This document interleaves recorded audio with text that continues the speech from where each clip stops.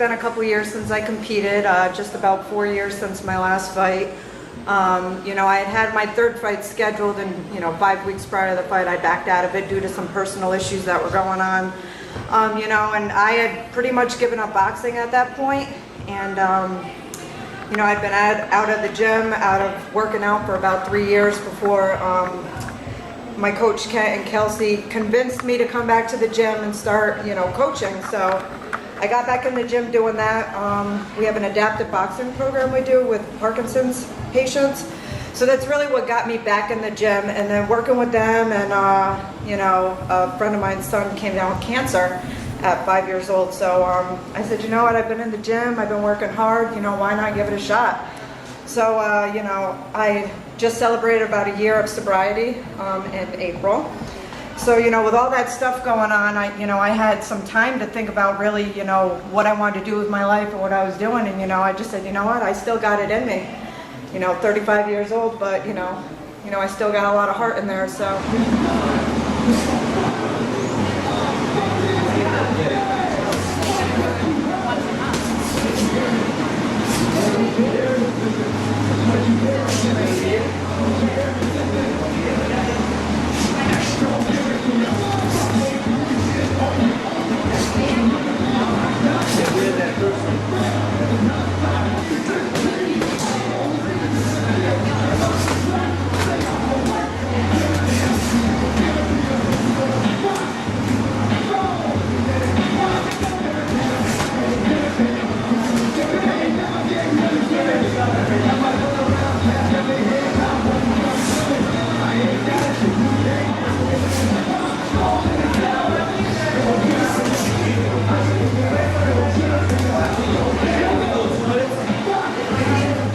I contacted Mike Parenti, and I was like, you know what, because I have a full-time job, I'm a surgical tech, so I have to work around my work schedule. I hit up Mike and I was like, hey, I see you got a fight September 16th. I just happen to be off that week from work.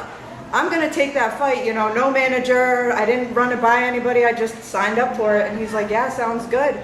So I figured it'd be perfect timing to get back out there. You know, I have a week off from work the week of the fight. I'll be able to chill because I work second shift, so I train in the morning. So, you know, it's pretty much it. I've already sold most of 140 tickets. So, you know, there's a big fan following coming out. I said to Mike, I said, I either have the best friends or people that really want to see me get punched in the face. I'm not sure which one it is, but I'll take it.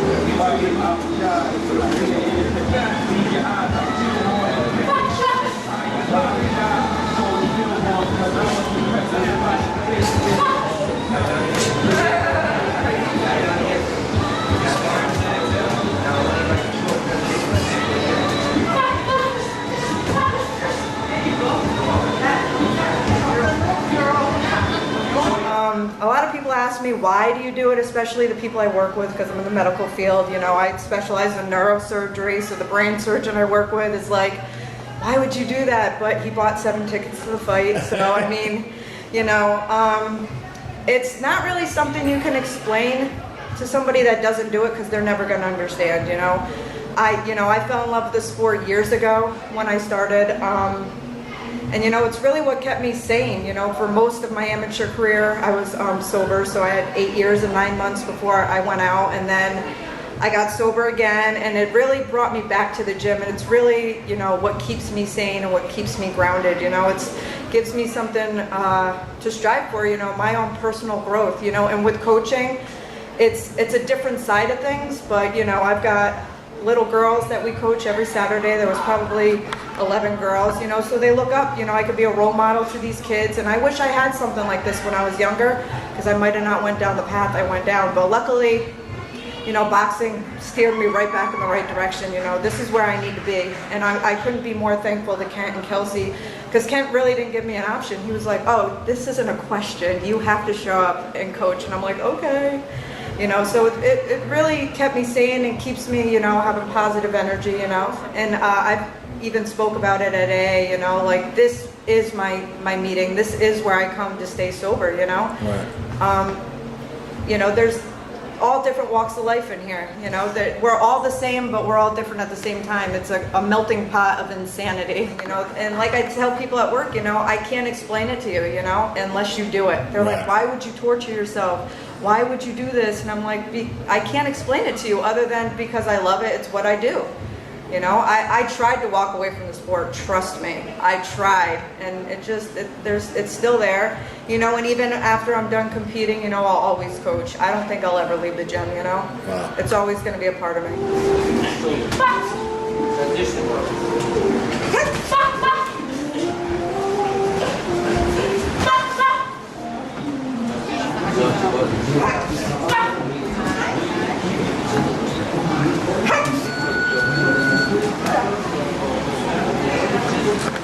Shelly was my first sparring partner, so she was like maybe 180, 190 pounds, just got out of jail. Like I was greener than green, and she's standing in this doorway, and Kent goes, "There's your new sparring partner." I'm like, "Where?" And he's like, "Right there." I'm like, "In that man's jacket?" He's like, "No, that's her." And I'm like, "Oh my God." She used to beat the crap out of me. I'd cry every single time. You know, I was telling one of the other girls, they're like, "Wow, your right uppercut." You know, I was like, "Yeah, that's how you keep Shelly Vincent off of you. It's the only way. You have to sneak stuff in on her."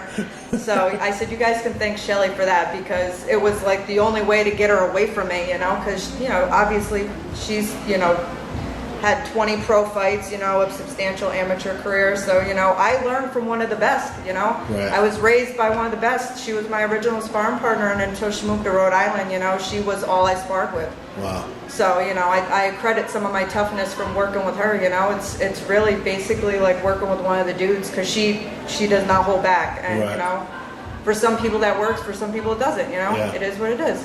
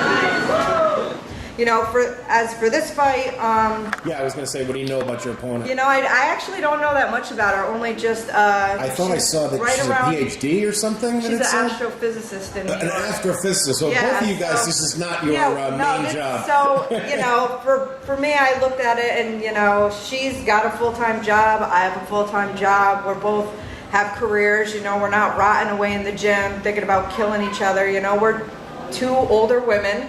I think she's 38, 39 maybe. She's got 3 fights, I think, and she hasn't fought in about a year. So she started boxing, from what I understand, while she was in college. So she started late, I started late. I started when I was in college too. So I started when I was 26, 27 maybe, and I probably didn't compete until 28, and then I turned pro at 31. So, you know, my amateur career was pretty short. So I didn't look too much about her because, you know, I don't want to overanalyze anything. You know, I just trained for for anything, because she could drop out of the fight the night before, and then now, you know, I'm all messed up in my head thinking that I'm fighting somebody and it ends up being somebody else. So, you know, I try to not overanalyze it. I know her one loss is to somebody that I lost to a national, so I mean, and I only lost by 1 point to that girl, so, you know, I just gauged who her opponents were versus, you know, who my opponents were. I've had some girls from New York, so all the New York girls, you know, come pretty stacked with a pretty substantial amateur record. I don't think she had that many amateur fights, but the other two girls I brought from New York, you know, were Golden Gloves champions and stuff, so.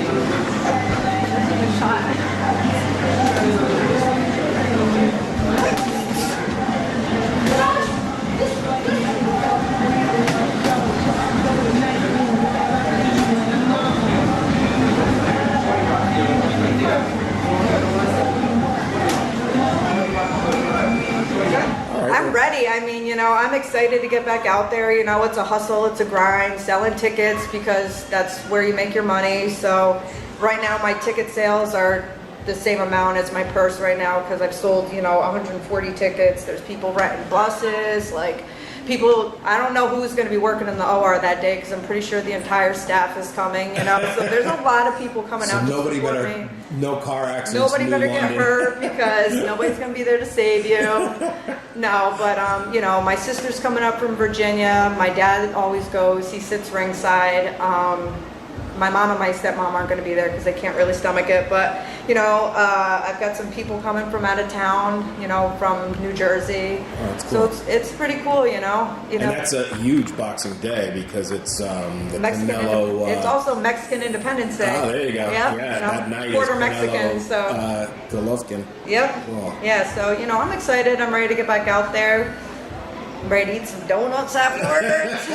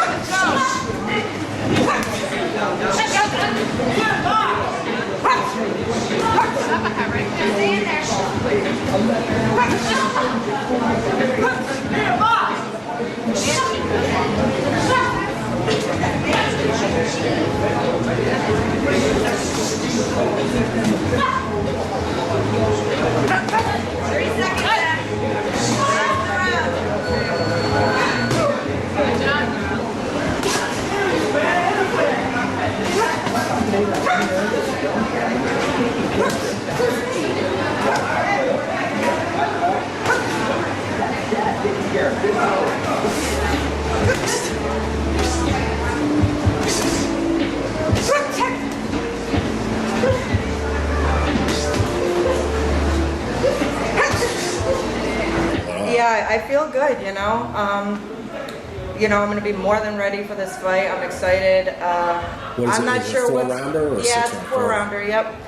You know, I'm not sure. Everybody asks what I'm going to do after that, but you know, I just like to take these things, you know, each fight one at a time. Because for me, like I said, my job is actually what's more important, what pays the bills. You know, it's a lot of money that goes into this because I went into this with no sponsors. You know, everything's out of my pockets. There's been some donations that have come in, but you know, I'm paying for everything. So my job is what's most important. But like I said, I'll take it each fight, you know, one fight at a time. I've never signed a contract with anybody. You know, at my age, there's really no reason to. I'm not going to sign a 5-fight contract at 35 years old because anything could happen, you know. So I just take them one at a time, and you know, I'm going to see how this one goes, see how I feel. I might take it and be like, that was enough, but I've said that before, so you know, we'll just see what happens. That's cool. Can you tell fans where they can keep up with you? So I have my fan pages on Facebook, LadyLuckBoxing, or Marcia Agripino, and also on Instagram, Mexican Sugar. All right, thank you guys. Well, good luck on September 16th. Thank you so much.